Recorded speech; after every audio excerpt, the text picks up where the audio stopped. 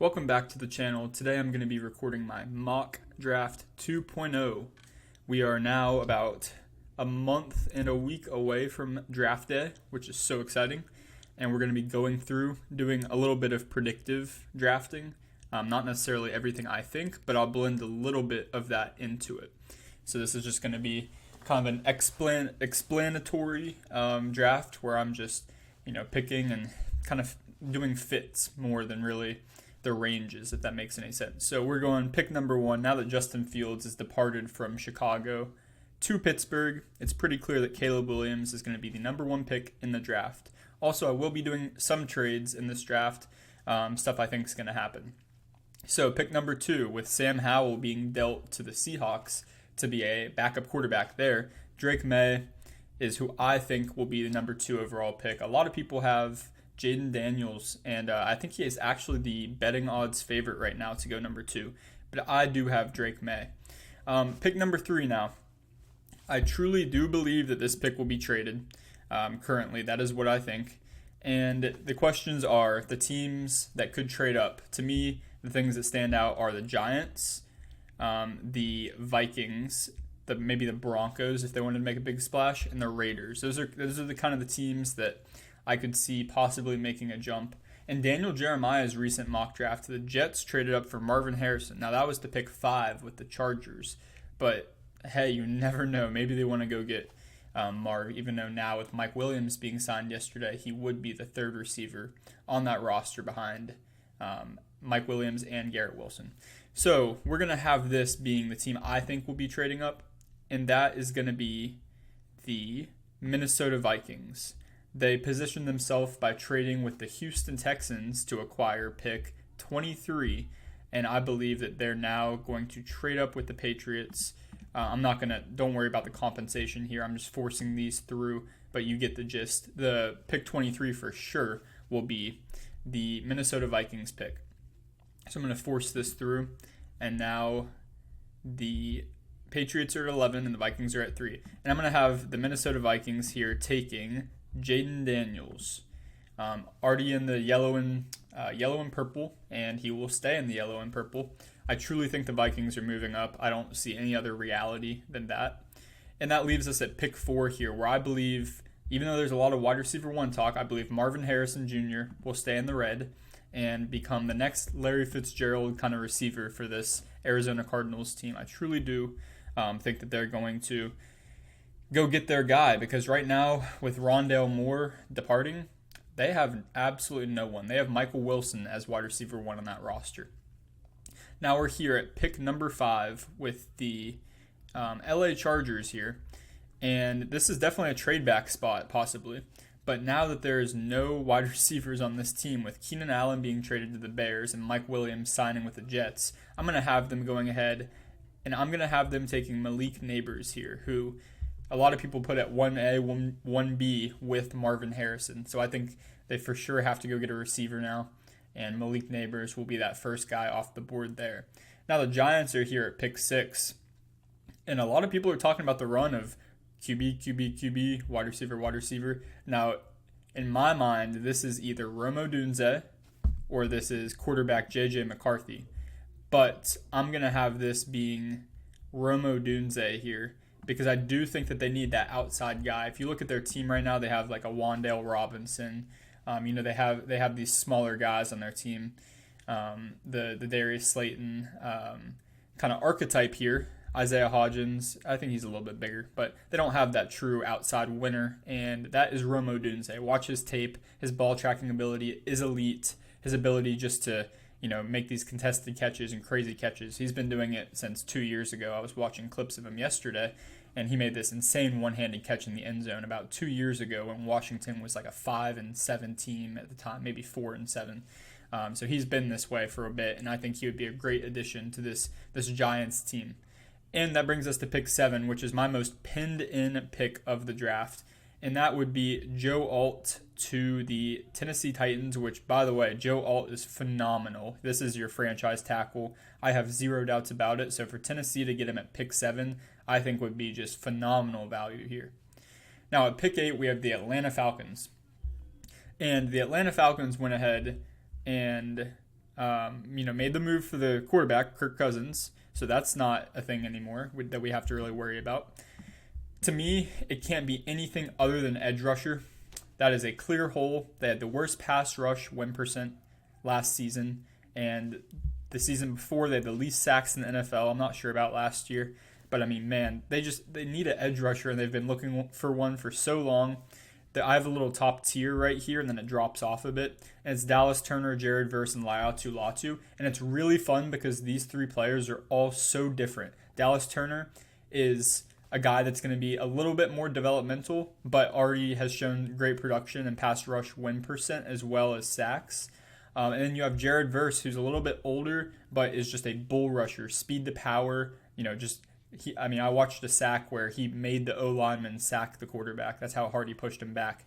And then you have the technique, just beast, Laiatu Latu, who is one of my favorite players in this whole draft class and is just crazy with his hands. He has a counter move for everything that comes his way. He is prepared, and he is so technical. Now, there are some medical concerns there, with him having to have medically retire from Washington and then transfer to UCLA. So I think he could be pushed down just a little bit past this because of that. So it really comes into Dallas Turner or Jared Verse. I'm going to go Dallas Turner here for the Falcons at 8, which is pretty much the consensus pick for them at this point.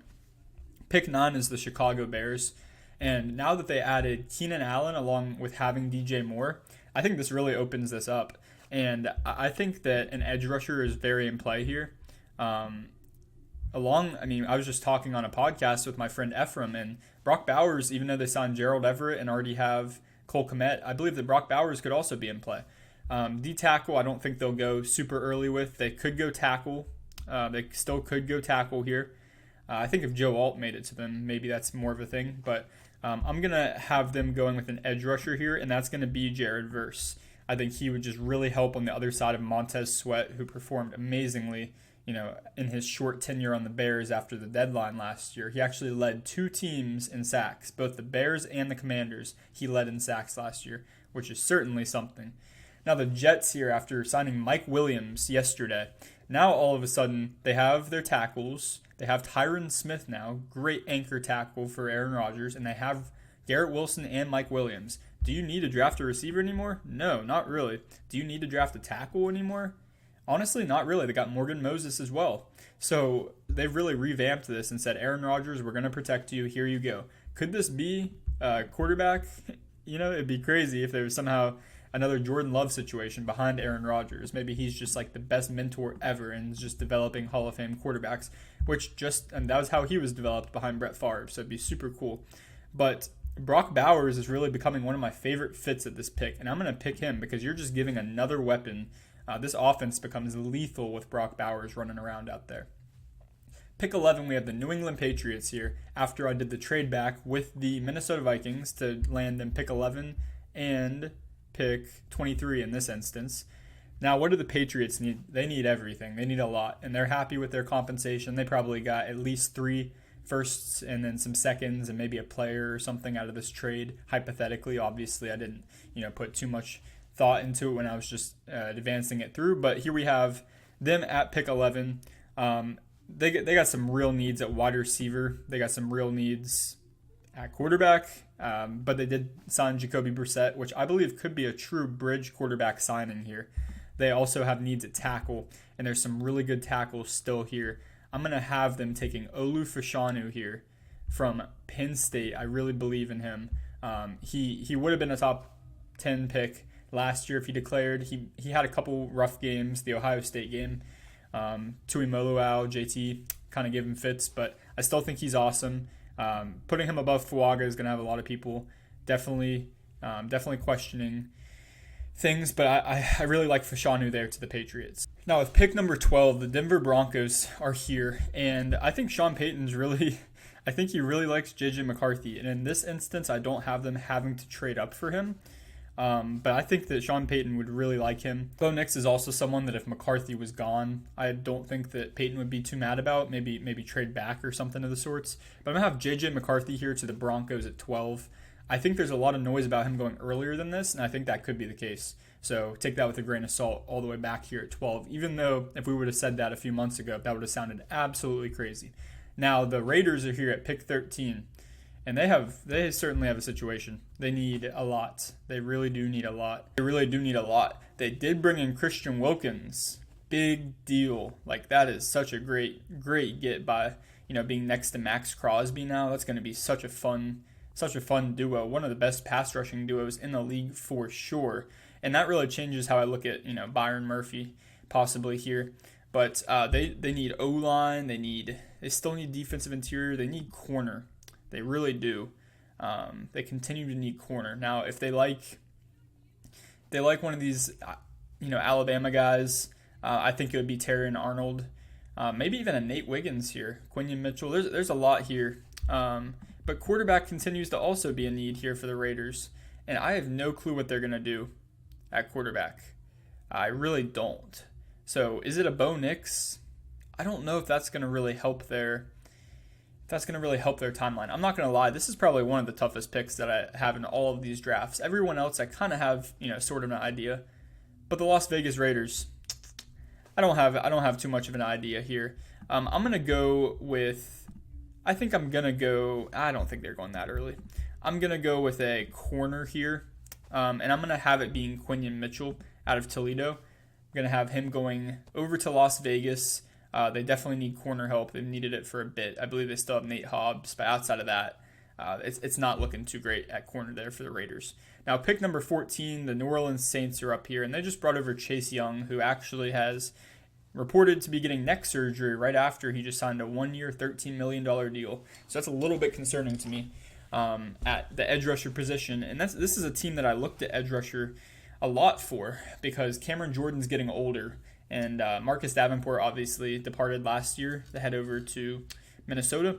But we're looking here now. I think Chase Young might be enough to where they're not really looking at front seven much more, which really opens this up to a lot. Quarterback definitely in play because Derek Carr, but they're kind of having to eat that Derek Carr contract. I think it's time to move on from Trevor Penning. I think we've seen enough. And I think that Talisa, I believe is how you say it, Fuaga, is this is such a great option for them at pick 14. I believe that he will go before this most likely. So again, really, this is just how this board is falling.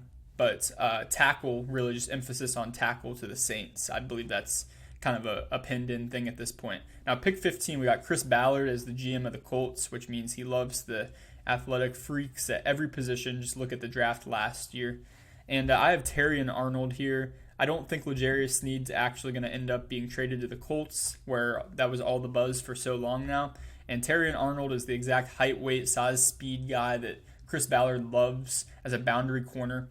I really think that this is just a Chris Ballard pick, and I would not be surprised at all to see him in that blue and white of Indianapolis.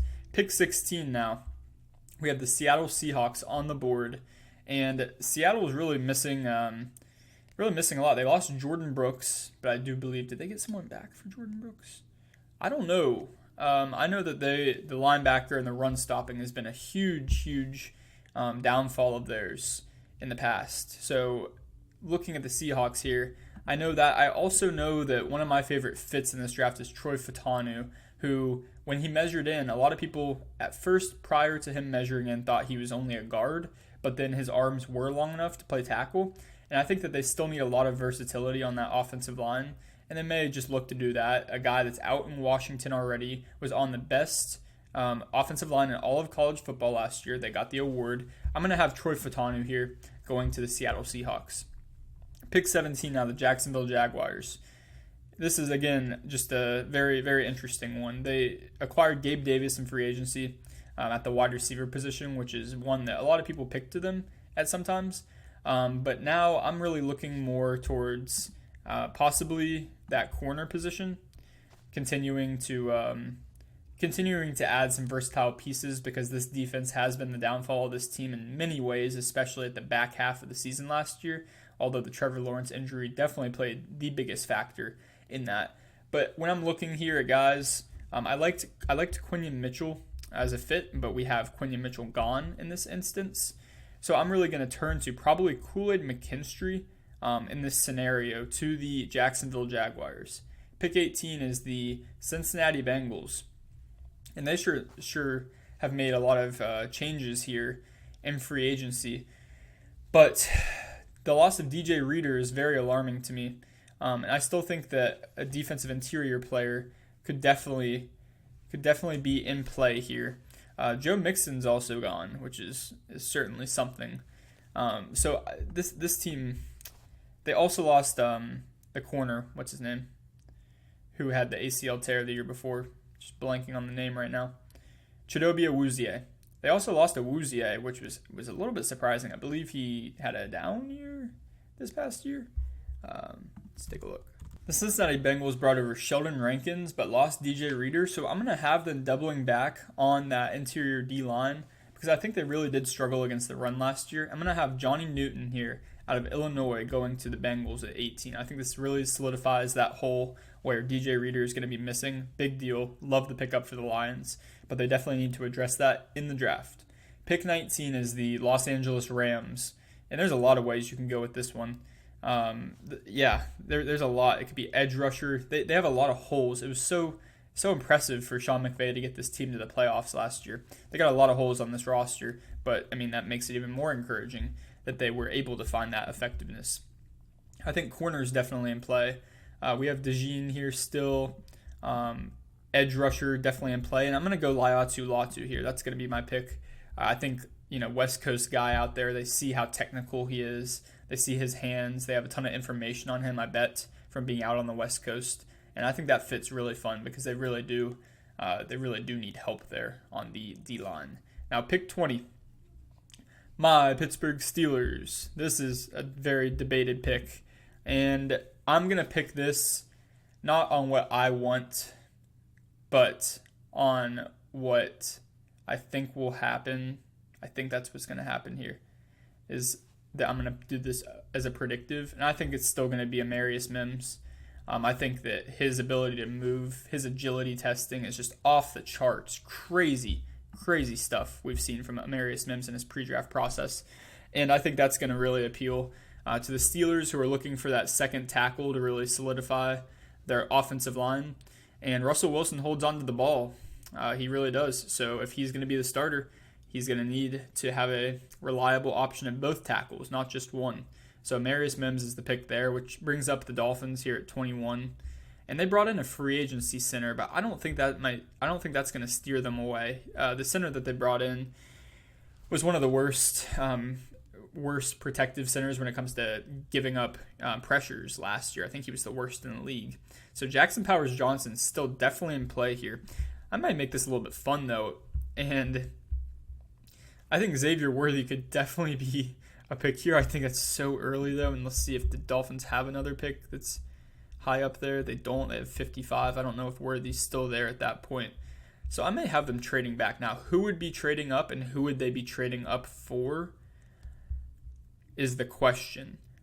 Immediately popping out to me is like a Brian Thomas, possibly, a team looking for that kind of vertical receiver. So this just popped into my mind. Now, could you do the in-division trade is the question. Are the Dolphins going to let the Bills trade up? Because that's immediately what comes to mind is them trading up. And I don't know if that's a practical thing. This gets fun.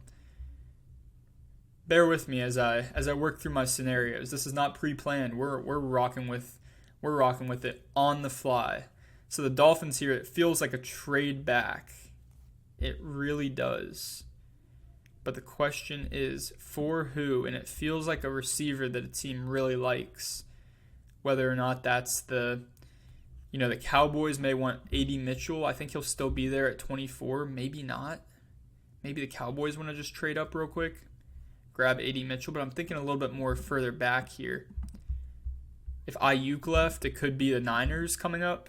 It could be the Chiefs coming up to get an A.D. Mitchell.